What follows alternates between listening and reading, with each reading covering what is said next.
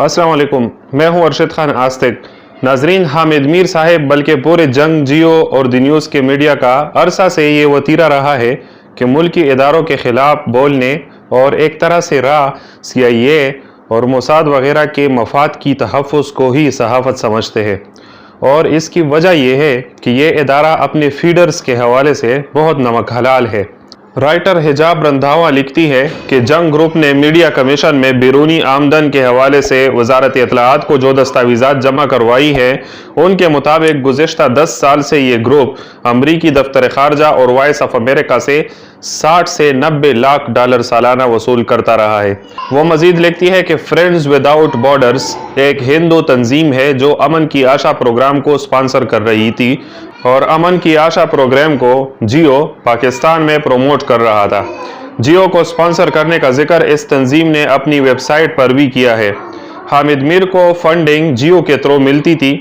इसका सबूत जस्टिस साकिब निसार की अदालत में वो हेयरिंग है जब जस्टिस साकिब निसार ने सहाफ़ियों को तनख्वाहें ना मिलने पर एक केस की समाअत की तो अदालत में बैत खुला कि जियो में कैमरामैन और रिपोर्टर्स की तनख्वाह तब 12,000 थी, बकिया एंकर पर्सन 50,000 से 2 लाख, जबकि अकेला हामिद मीर 52 लाख रुपए तनख्वाह ले रहा था। हाल ही में सहाफ़ी असद अली थूर पर होने वाले हमले को लेकर हस्ब मामूल हामिद मीर साहब ने फिर अपने जाब का हक अदा किया और इस हवाले से उनकी एक तकरीर सोशल मीडिया पर काफ़ी वायरल हुई है। आइए तकरीर देखते हैं, फिर बात करते हैं। कि अब अगर आप हमारे घर में घुस के मारेंगे ना हमें, तो हम आपके घर में तो नहीं घुस सकते, आपके पास टैंकी और बंदूकें हैं, लेकिन हम आपके घर के अंदर की बातें आपको बताएंगे और ये भी बताएंगे कि किसकी बीवी ने किसको क्यों गोली मारी और उसके पीछे कौन जनरल रानी थी। समझ आ गई है ना मैं क्या कह रहा हूँ।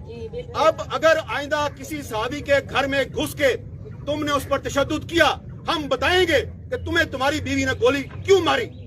बस इतना ही बताना था। Thank you very much.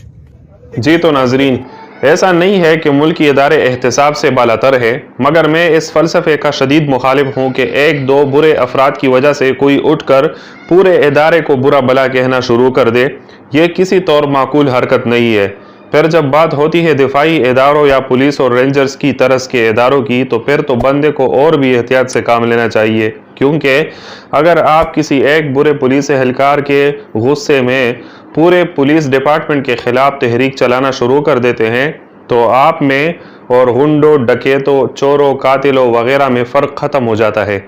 यानी आप भी पूरे पुलिस डिपार्टमेंट के मुखालिफ और मज़कूरा तबक़ात भी मुखालिफ। ऐसी सूरत हाल को मज़कूरा तबक़ात केश करते हैं और फ़ायदा उठाते हैं। बिल्कुल इसी तरह अगर आप मुल्क की दिफाई इदारों मसलन फ़ौज या ISI के किसी एक बुरे फ़र्द की वजह से पूरे इदारे को बुरा कहने और उसकी किरदार कशी करने का मिशन शुरू कर देते हैं, तो इससे दुश्मन ममालिक और एजेंसियों को कार्रवाइयाँ करने के लिए साजगार माहौल हाथ आ जाता है। किसी भी मुल्क का कोई भी शख्स जब मुल्क के दिफाई इदारों के ख़िलाफ़ बाकायदा प्रोपेगंडा शुरू कर लेता है तो किसी भी मुआशरा या मुल्क में उसे बागी ही कहा जाता है।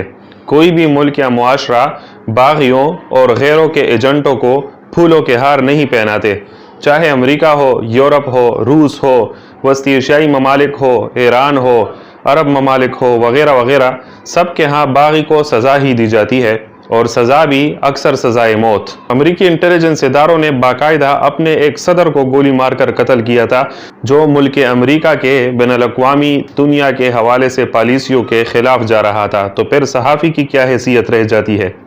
दूसरी बात यह है कि हामिद मीर ने जो अल्फाज इस्तेमाल किए हैं कि घर की अंदर की बात बताऊँगा, कि फ़लाँ की बीवी ने उसे किसके साथ रंगे हाथों पकड़ कर गोली मारी, ये बड़े बाजारी और आमियाना किस्म के अल्फाज है। व्यूअर्स, जब बंदा किसी की अज़दवाजी ज़िंदगी से मुतल्लिक बोलना शुरू कर लेता है मुखालफत में, तो ये दलाइल के फुकदान और बुकलाहट का आखिरी स्टेज होता है। औरत का सहारा लेकर किसी को बदनाम करना इंतहाई नीच हरकत है। बई कत्ल के मुकद्दमात और सबूत दिखाओ अगर फ़ौज को जालिम ही साबित करना है। अगर बदउनवान साबित करना है तो पैसों के करप्शन के सबूत दिखाओ। अगर सबूत है आपके पास तो अदालत जाकर बाकायदा केस दायर करो। इदारों का कोई नुमाइंदा बुलाओ और उससे पूछ गछ करो, ना आए तो बताओ कि चुप गया। ये भला क्या बात हुई कि फ़लाँ ऑफिसर का फ़लाँ औरत से ताल्लुक़ था। तीसरी बात यह कि अगर ये फ़ौज इतनी ही ख़राब शे है तो आप उनके साथ क्यों यारी निभा चुके हैं माजी में। मुशर्रफ हुकूमत की तारीफ में कॉलम भी आपने लिखा था। आपने कहा था कि मुशर्रफ ने नहीं, पहला आईन नवाज शरीफ ने तोड़ा, मुशर्रफ को माजूल करके। ये बाज़ लोग कहते हैं अजी हामिद मीर साहब बड़े बहादुर और बेबाक है, हम उनके इसलिए हिमायत करते हैं। भाई बहादुर और बेबाक शख्स ज़रूरी नहीं दुरुस्त सिमत में भी जा रहा हो। हामिद मीर साहब एक और क्लिप में कहते हैं कि ये जो लोग कहते हैं कि ये ड्रामे बाहर की नेशनलिटी हासिल करके उधर जाने के लिए रचाए जा रहे हैं, वो मुझे देखे, क्या मैं बाहर गया हूँ?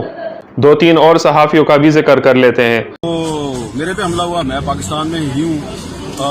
मतीला जान जो है उस पर एक दफ़ा हमला हुआ, एक दफ़ा अगवा किया, वो पाकिस्तान में मौजूद है। अबसार आलम भी पाकिस्तान में मौजूद है। अहमद दुरानी सिर्फ पढ़ने के लिए गया और उसने खुद कहा कि मैं वापस भी आऊँगा।